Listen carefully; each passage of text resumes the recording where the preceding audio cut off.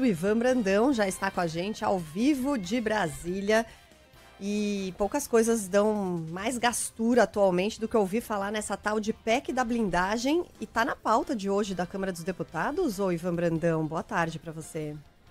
Tá na pauta, boa tarde para você, Michele, Ale, Isa. Eu sempre gosto de me atentar a essa forma de linguagem, né, que os deputados utilizam e como a gente chama no dia a dia, né? PEC da blindagem, né? PEC das prerrogativas na visão dos deputados. E hoje o presidente da Câmara, Hugo Motta, assim que anunciou, né, pela rede social, depois da reunião dos líderes que pautaria mais uma vez a PEC da blindagem, ele chamou a PEC de matéria que fortalece a atividade parlamentar e que foi defendida pela maioria da representação do Colégio de Líderes, né? E é assim que a pauta é formada no Congresso Nacional. Viva a democracia! Mas o que está em jogo, o que fortalece o trabalho parlamentar, a atividade parlamentar, ou seja, a PEC das prerrogativas ou PEC da blindagem, é que, pelo texto apresentado, vai ser agora, caso a PEC seja aprovada em 2 turnos na Câmara, em 2 turnos no Senado,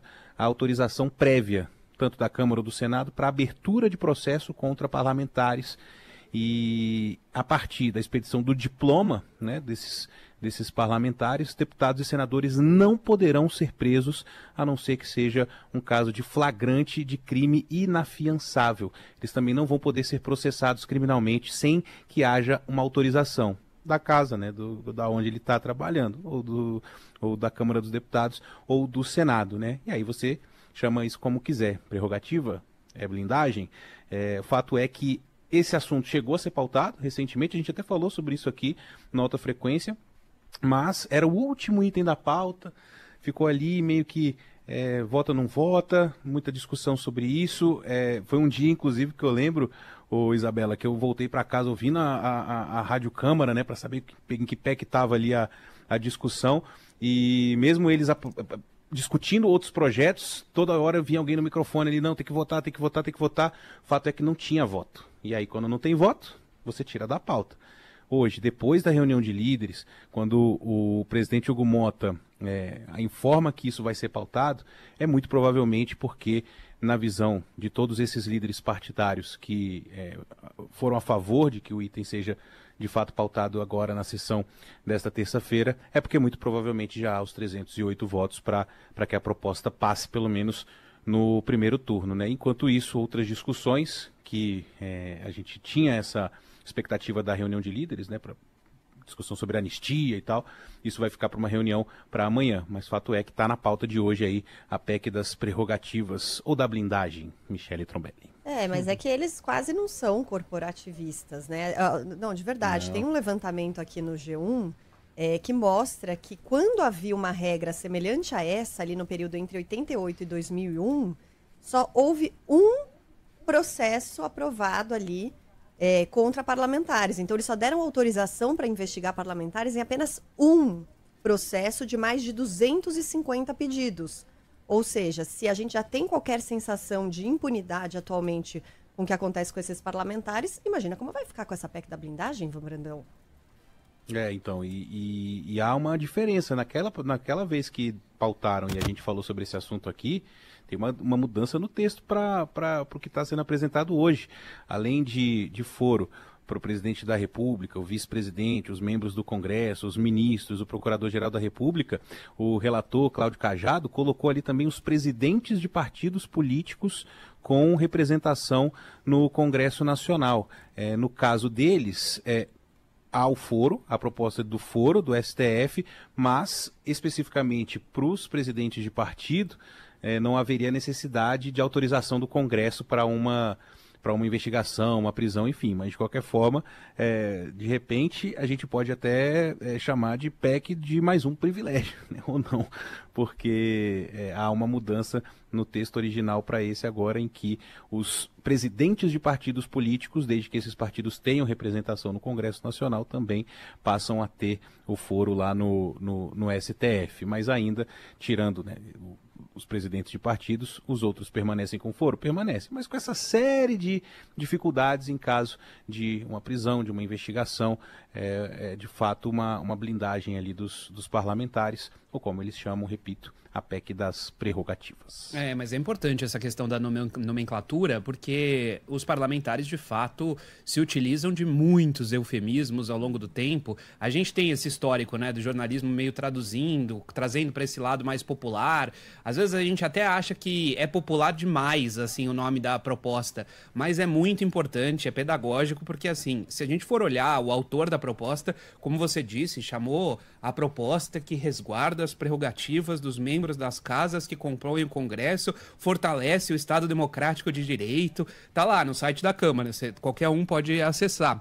E graças a esse trabalho de tentar traduzir, a gente conseguiu ter, por exemplo, lei da ficha limpa, lei seca, PEC do teto de gastos, PEC do voto impresso. Nenhum desses era o nome oficial das propostas e acabaram ganhando esse nome e facilitando o entendimento da população.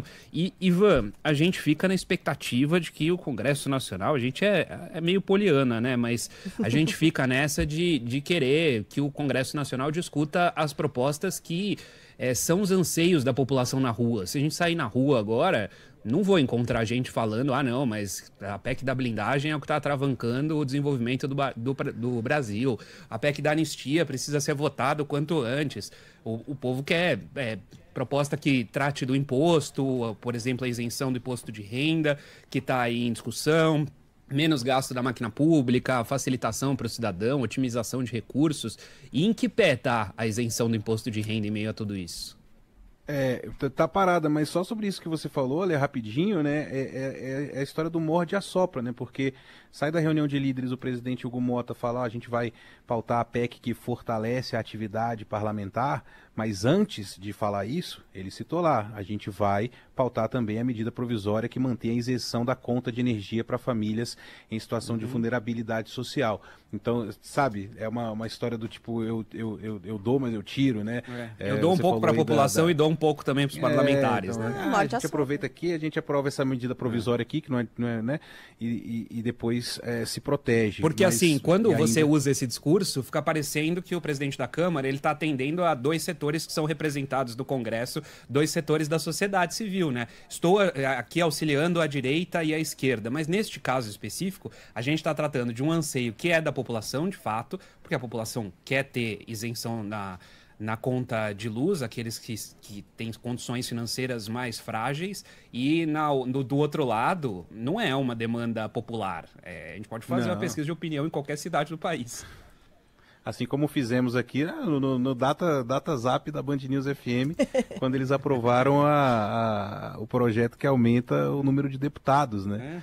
E que isso não é um anseio nenhum. Mas rapidinho, só para terminar, você falou aí do imposto de renda, tá parado, né? E agora tem uma briga política local em relação ao imposto de renda, a isenção do imposto de renda, que é uma rixa lá alagoana, né? O João Pedro Melo trouxe essa apuração hoje mais cedo, porque a gente sabe que o Arthur Lira é quem encampa na Câmara dos Deputados, ele é do PP de Alagoas, o projeto, né, que isenta quem ganha até R$5.000 do pagamento do imposto de renda, só que essa coisa tá meio parada lá, e aí o senador Renan Calheiros meio que agora vai encampar esse projeto também, só que na outra casa, no melhor estilo, bom, se lá não tá andando, vamos ver se anda aqui, mas no fundo, há obviamente uma disputa local, né, pelos holofotes em relação a esse projeto. Então, a proposta aí, ou pelo menos o que apurou aqui a nossa reportagem, é que Renan Calheiros quer pautar e relatar também uma proposta alternativa